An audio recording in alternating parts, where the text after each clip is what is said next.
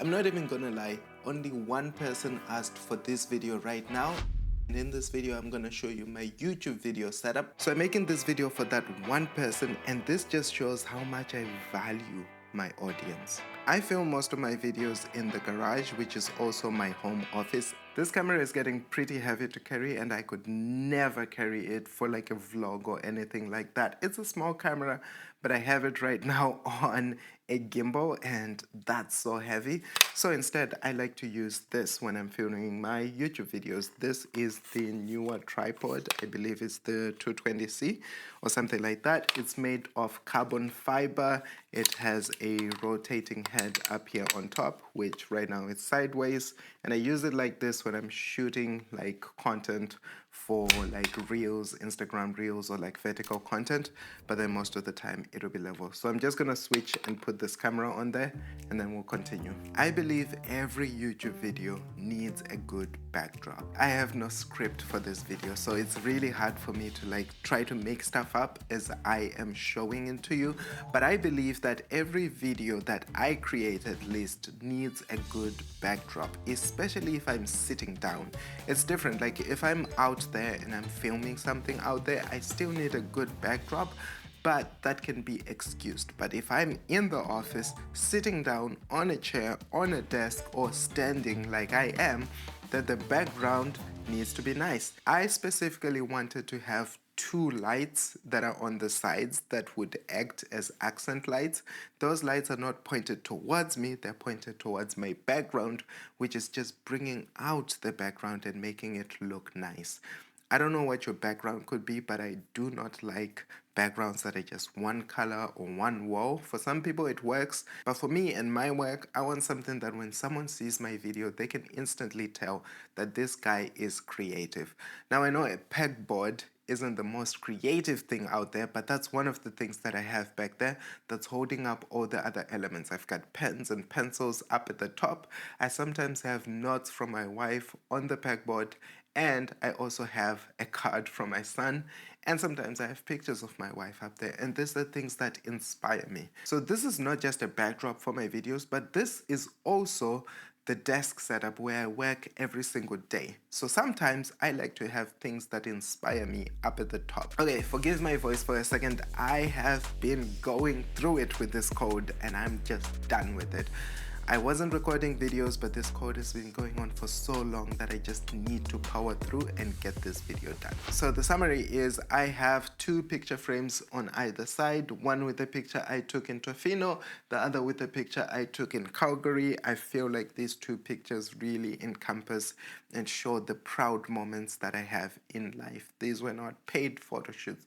These were vacations that I took because of the work that me and my wife do, that we just need a break sometimes. And that's also a reminder of why I do what I do.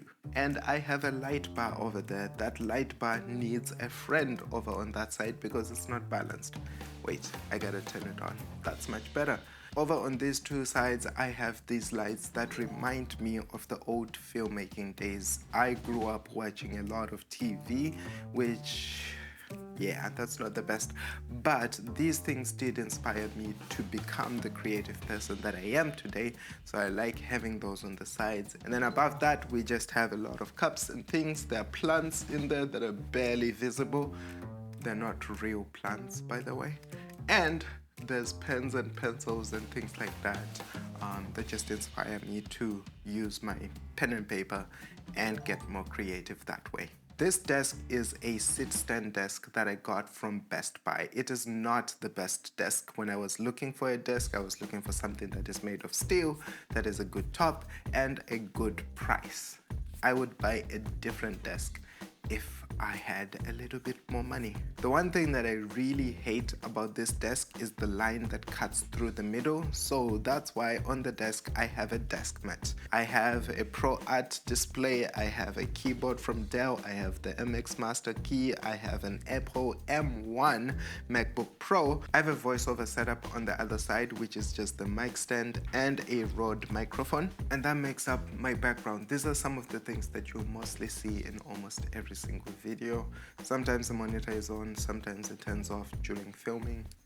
it's still on, so that's good. I usually have it on my website, variedmedia.ca, just so I can showcase some of my work in my videos. I record most of my YouTube videos that are reviews with this white desk here because it not only provides a bounce for the light that's right here. This is a light. So this light bounces off the desk and then folds up and just, it also reflects on me and folds up here. And that just helps with the lighting. I also have a light right here. I think you might be able to see it in this video, but this is a newer light.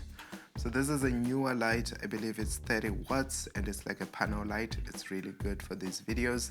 And this is also this is the Godox light ML, which I use for most of my videos. My lighting setup in most of these videos is a 3-point or 4-point lighting system, and I mainly try to achieve like the Rembrandt lighting, which puts a nice triangle of light over here on the side. And then I also have accent lights or backlights over there that just help with the vibe of the video. Right now the two backlights are really at their max potential, and these are just light bulbs that I bought. They're smart light bulbs, which means I can control their color temperature and even color using my smartphone. So in my videos they're usually blue or orange, which are the two colors that I mainly try to use in my YouTube videos. The other thing that actually gives this whole office space a blue color tint is the overhead lights up there, which I've also changed to be smart light bulbs that I can control from my phone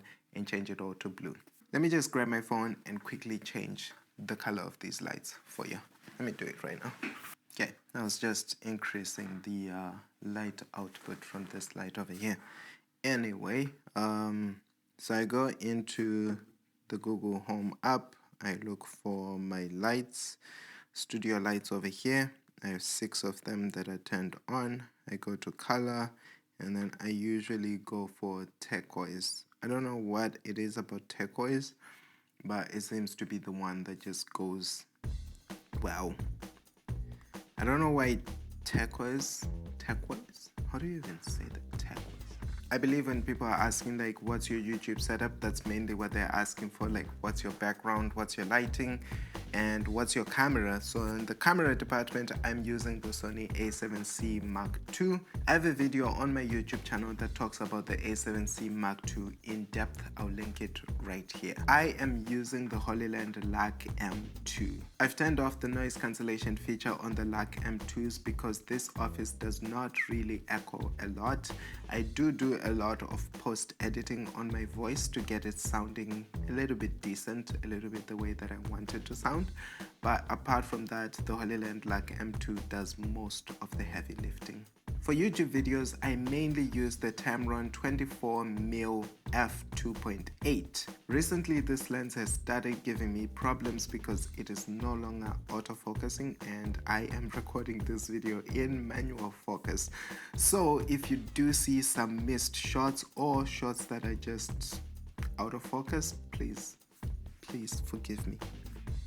Maybe forgive Tamron. If anyone knows a fix for this problem, please let me know. I'm going to be digging around, but this is a new problem for me and it's annoying. Honorable mentions: the flooring in this whole garage that's been turned into a studio is made out of gym mats. So these are good at sound absorption and they just help my audio come out a little bit cleaner.